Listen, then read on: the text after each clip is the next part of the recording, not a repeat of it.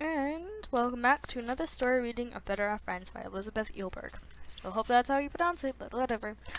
Anyway, welcome back to chapter 7. And yeah, today we'll hopefully be reading chapter 7 and chapter 8. So, let's start reading chapter 7 then, shall we? Chapter 7.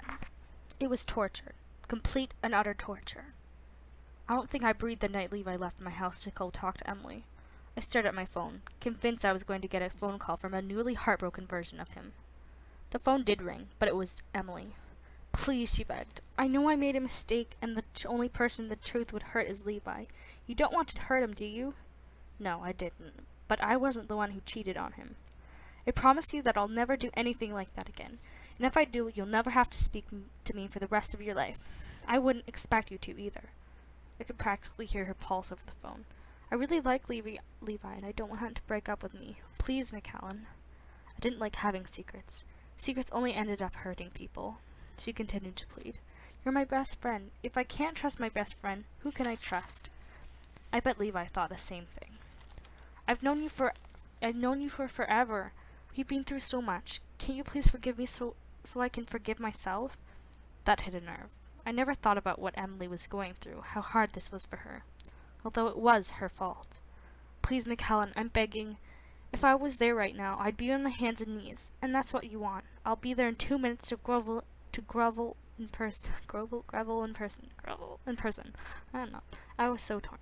Could I take her word that it would never happen again? I knew the truth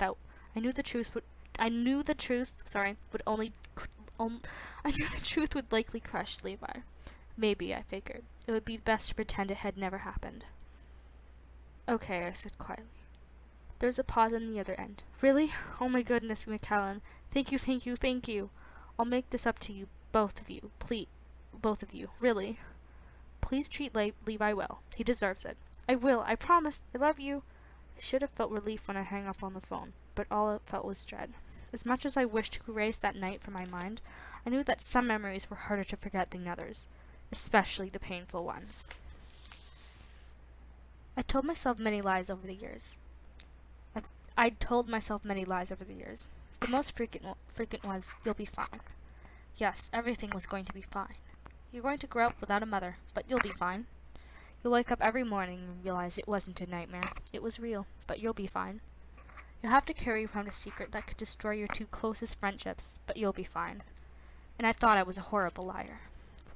One thing I had become very good at was avoidance. Avoiding Emily and Levi together. Avoiding talking about their relationship with either of them. Avoiding any topics involving parties, Tori, my bedroom, emotional scars, etc. I managed to do it for over 3 months. 3 months of not being able to be completely honest and open. 3 months of having to watch every word I said, every move I made. 3 months of pure unadulterated torture. As the snow melted and hints of sun started poking through the clouds, I thought maybe I would be able to put it completely behind me by the time summer arrived. I even saw flowers start to bloom while I was on my way to lunch in early April. I figured that there had to be a positive omen. Lucky they get snow. No fair. Although they probably get it all year. Okay. Daniel waved to me from her regular lunch table. Guess who I ran into last night? Who? I pulled out my carrots and homemade hummus. Ian, she wiggled her eyebrows. Ian? She sighed. Ian Brannigan, from your New Year's Eve party? Oh, I almost forgotten there were other things that had happened that night. Yeah, he seemed very interested in what you were up to these days. Sorry. So? She says so, Dennis said to nobody in particular. Oh, I'm sorry. He asked about me. Shall I get the wedding registry ready? She mocks. Yes, she does. Daniel reached across and helped herself to some of my hummus. I simply thought you'd be interested to know that a very cute boy was interested in you, and I may have mentioned that we were going to go to his track meet this Friday. We're going because Levi wants to check it out. Yes, and while Levi checks out the team, he wants to be on next year. You can check out Ian. He's a freshman. Daniel tapped her index finger against her lips for a moment. Good point. What would someone at the bottom of the high school food chain want to do with a gorgeous girl like you? That's not what I meant. I didn't know what I'd meant exactly. All I'm saying is that he asked about you, and then I said we'd be at the meet on Friday. No big deal. Right. I was making too big of a deal out of it. Yes, no big deal, though. Daniel gave that smirk that let me know another one of her pin-tainted zinkers was coming my way. Now do you care to explain why your cheeks are so red? I always went to Levi's mom when I had a question of that female variety, but I didn't feel comfortable asking her what to wear on the track meet. I know she would have probably been excited to help me, but I wasn't sure how excited she would be about my having feelings for somebody. Anytime Levi and I got into one of our little bantering conversations, I'd catch our parents giving one another those looks. Those aren't they so cute looks. I was sure she'd be happy, but another part of me thought she wanted Levi and me to be together. As much as I didn't think Ian was into me that way, I also realized that maybe I wouldn't be so preoccupied with Emily and Levi's relationship if I had one of my own. I did love distractions. So I went to the only other person I trusted for girly advice, Emily. I sent her a quick text that I was coming over, and left for her house. I was too excited to wait around for a response. It wasn't unusual for either Emily or me to stop by the other's house unannounced. I was only a few steps away from the front door when it opened. For a split second, I assumed Emily had seen me approaching the house, but someone else stepped out of it. Troy. Hey, McCallan, he greeted me. How's it going? The door swung open and Emily jumped outside. Hey, what a surprise! I sent you a text, I stammered, trying to make sense of what I was witnessing. Emily waved her hand dismissively. Oh, no worries. Troy was getting the homework assignment we had in history. Troy looked at her weird. Yeah, sure. Catch you later. He walked down the street like he didn't have a care in the world. It's not what it looks like, Emily assured me once we got to her room.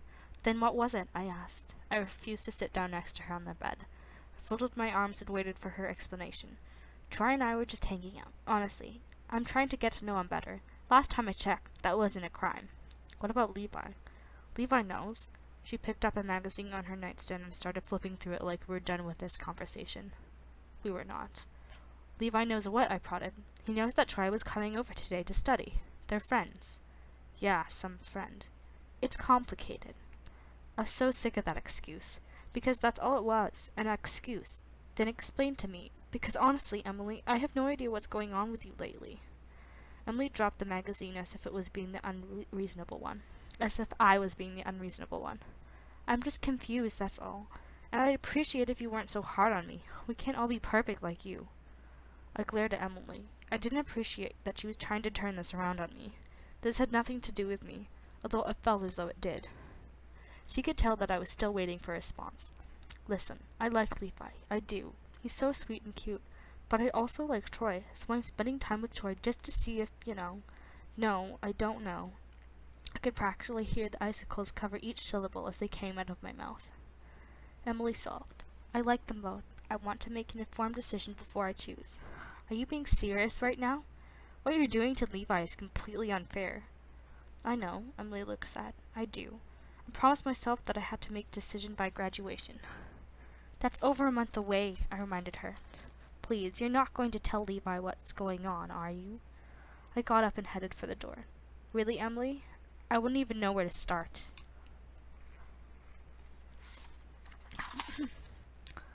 Where to start? I got it. When somebody tells you you're seeing things that would get them in trouble, you're most likely not imagining it. How about when someone tells you she's hanging out with someone she used to have a crush on just to study? Don't believe her. So true. Or if your best friend says she's going to do a track meet solely to keep you company, you don't assume she's there to hit on another guy. That was not what I meant. That was not why I went. Who's lying now? I'm not lying. I can't help that my pale skin and sparkling charisma makes me irresistible to men. What was I supposed to do? Be rude? Whatever.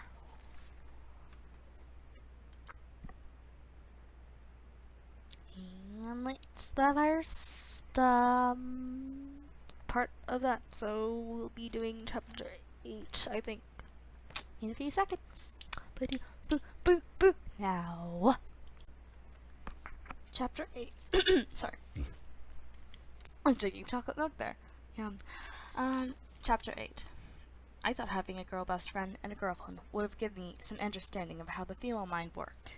Yeah, not so much. Things became really bizarre between me and Emily. She began being extra enthusiastic around me, and any time I mentioned McCallan's name, she would laugh and then change the subject. McCallan wasn't much better. It used to be that whenever I mentioned Emily's name, she'd smile. Now she winced. A buddy of mine and Kelly gave me this theory that they were both in love with me and fighting over me. Yeah, right. Maybe if this was a dream. I avoided talking about McCallan with Emily and vice versa. As long as Emily didn't come up, things were normal between McCallan and me, so I was looking forward to coming to the high school's track and field meet with McCallan and Danielle. We sat in the bleachers with McCallan in the middle. She held up her hand to shield the sun from her eyes. "Glad I brought sunblock," she said before riffling through her bag and applying lotion to her face and arms. McCallan's hair in the spring and summer was my favorite. In the sun it was almost bright red with an orange undertone.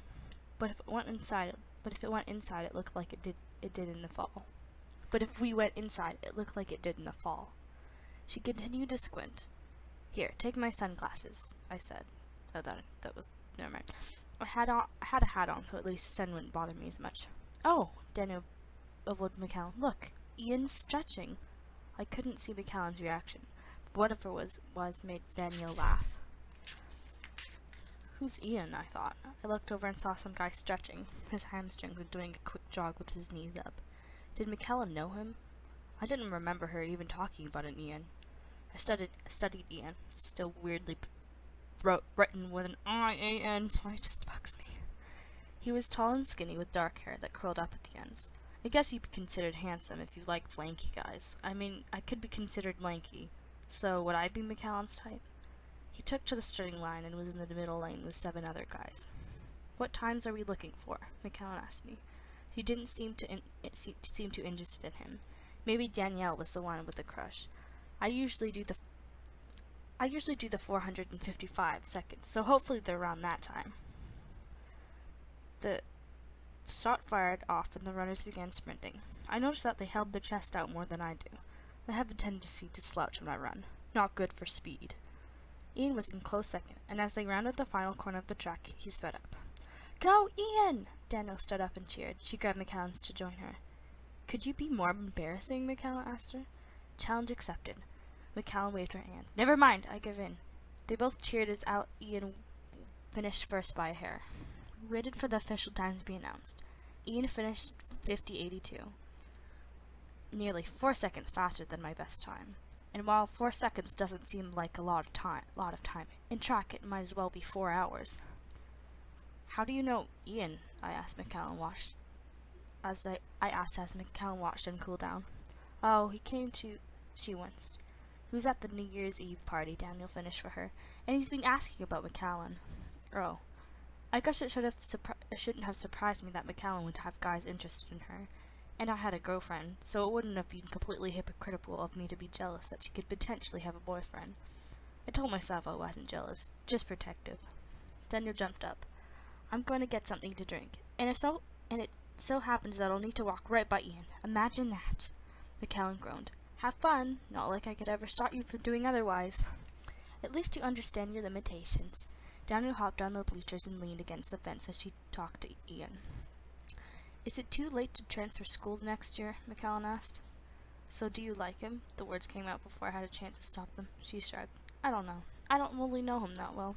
He's cute." So he was McCallan's type. Well, I didn't know what to say. I knew I shouldn't have been supportive about it, but it was making me uneasy. I decided to pretend she was one of my buddies back home. "Why don't you invite him out and we could go on a double date?" That wince again. I decided to not dance around this anymore. "Are you in a fight with Emily?" I asked. "Not exactly." McCallum started digging through her bag. I knew that meant she was avoiding something. "What's going on then? You've been acting weird. You're both acting weird." I grabbed her bag so she would stop doing whatever she was doing and be forced to pay attention to me. "I don't want to be stuck in the middle between you two. Just talk to Emily," I don't want to be stuck in the middle between you two. Just talk to Emily," she stated bluntly. "I talk to Emily all the time," I reminded her. "McCallan!" Daniel screamed from the track below. "Come say hi!" She groaned.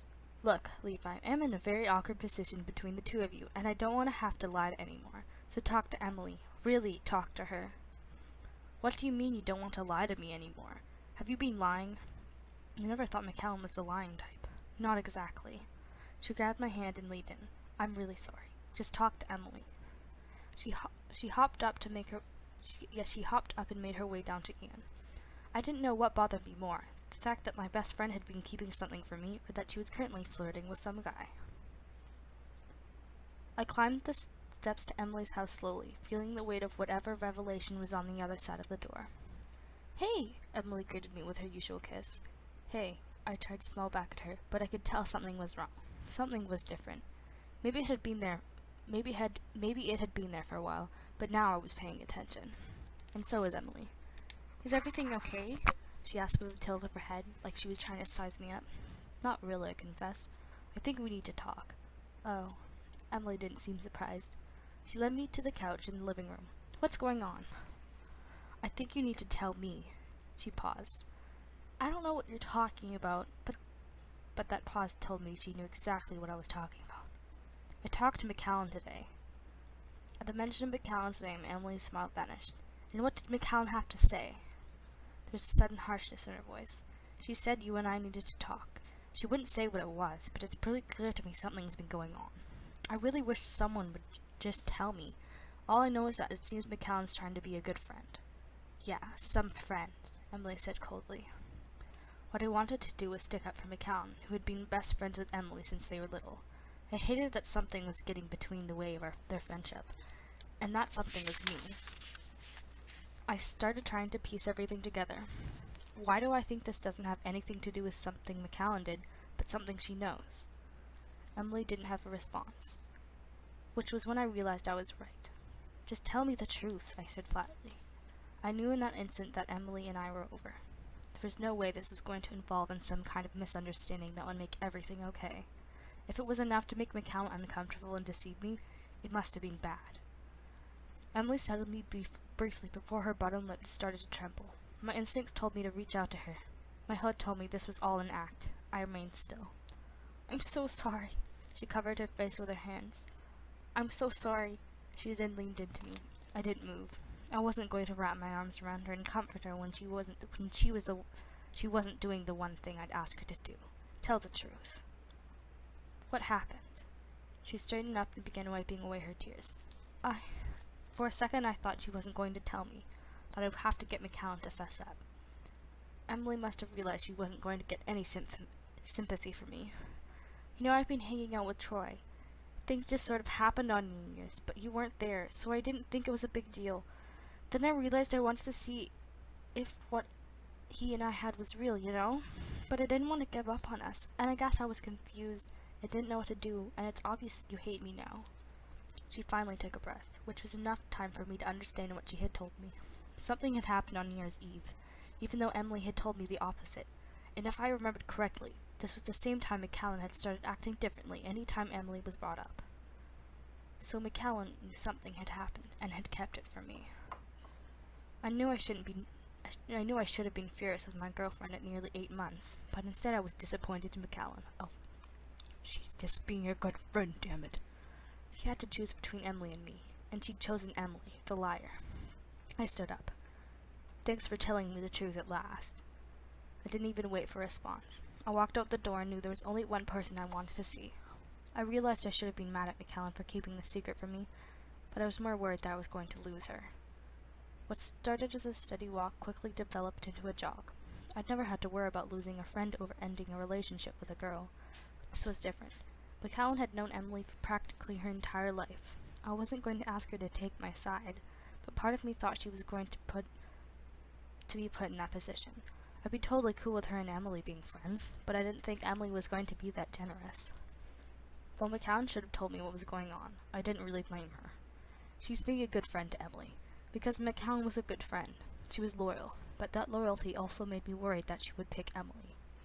I could see McCallum in the kitchen when I approached the house. She looked up and saw me. She gave me a weak smile, probably annoying that I finally knew the truth. Or was she dreading having to dump me? She opened the door and neither of us moved. You talked? She asked. Yes. She nodded. I'm really sorry I didn't tell you the truth the day you got back. I should have. There's no excuse. There was this awkwardness between us that we hadn't had since we first met. Neither of us was sure what to do around the other. In that instant, I wished I'd never dated Emily at all. especially if it cost me my most important friendship.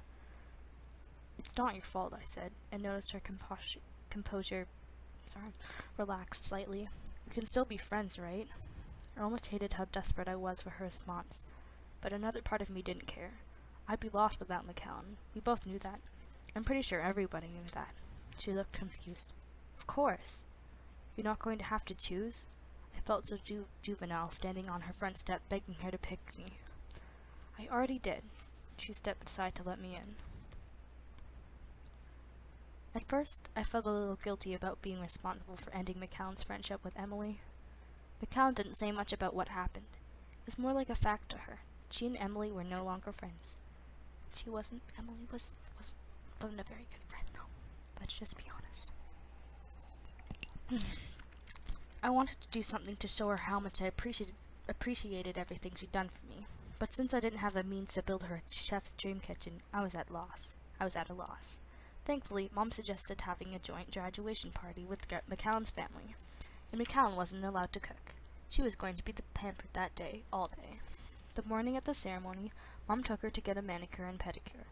I was invited, but refused. I need to keep some of my guy points intact. The ceremony was boring.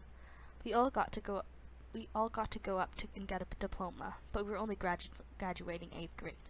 We'd see each other that fall in a different school, with more people, thankfully. We headed back to my house afterward. McCallum, her dad and uncle, and me with both my parents and my mom's family from Chicago. Mom had been fretting all week what to make since McCallum had quickly eclipsed Mom's cooking skills. We all gathered in the living room and snacked on the appetizers. McCallum made sure to compliment Mom's cooking a lot. It wasn't long before McCallum and I broke from the adults and went out to the backyard. So does this mean we're officially young adults now? I asked her. I don't know. I've already been reading those kinds of books for a few years. Does this mean I'm still a baby? I really love Everyone Poops. Do you need me to answer that? She nudged me playfully. Probably not. Silence fell between us. This was a common occurrence whenever we were alone. When you're comfortable with someone, you don't need to always fill the void with noise. I liked it when we would just be. Do you think next year will be different? McCallum asked. I don't know. I'm excited about it, though, you know? She shrugged. I guess. I could tell she was uneasy about the move. It made sense. What was strange was that I wasn't that nervous. I was excited. I felt the new school would give me another start. More opportunities. Everything could change, she said in a quiet voice before she shot me a look. Or not. Blimey, if I have a clue. Hey, that's my line, I teased before I put my arm around her. Listen, nothing will change with us. I promise you right here, right now, that I'll be there for you through good times, bad times, friend issues, boy issues, teacher issues, whatever issues. And you always have a date to any social event that requires a male companion. I hear I clean up nicely. I wouldn't trust your sources. A smile was now on her lips. And what makes you think I couldn't get my own date? I shook my head at her. For the record, I don't think you'd have a problem finding a date. I just imagine every guy will pale in comparison to me and never live up to your clearly heightened expectations. She looked at me flatly. The only thing heightened around here is your ego. Fine. I'll go stag then. Dropped my head. Okay, fine. If neither of us have a date, we should do things like homecoming together. Why not? Everybody thinks we're a couple anyway. Why not? I guess I'll take that as a yes. Sound good? I held out my hand. She took it. Sounds perfect. It was kind of perfect. And you didn't seem that horrified when I took you to homecoming freshman year. That was fun. Freshman year was really great, actually. Pretty easy transition. We both made some new friends. No emotional trauma that wasn't solved with a Buggy and Floyd marathon. And then you have to get a boyfriend. It was only a matter of time before I was snatched up, especially when you can bake a brownie like I do. Before I was snatched up. I don't know. Okay. Oh, is that what the kids are calling it these days? Baking brownies? Gross. But don't forget that you got a girlfriend at the start of sophomore year. Yes, I did. But did the questions stop about whether or not we were a couple? No, they did not.